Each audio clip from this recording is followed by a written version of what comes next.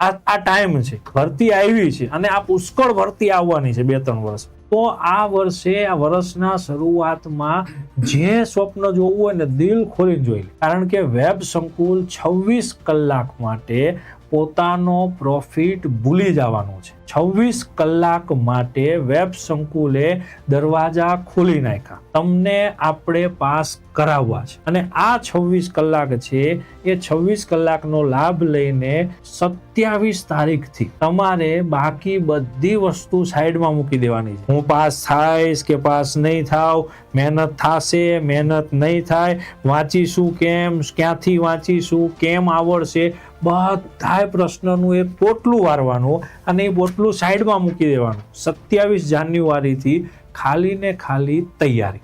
અને એ તૈયારી એવી કરવાની, 1 વર્ષ કરવાની છે આપણે. એ 1 વર્ષ એવી તૈયારી કરવાની કે આપણાથી થઈ શકે એટલી મહેનત કરવાની. રિઝલ્ટ છે એ આપણા હાથમાં નથી હોતું.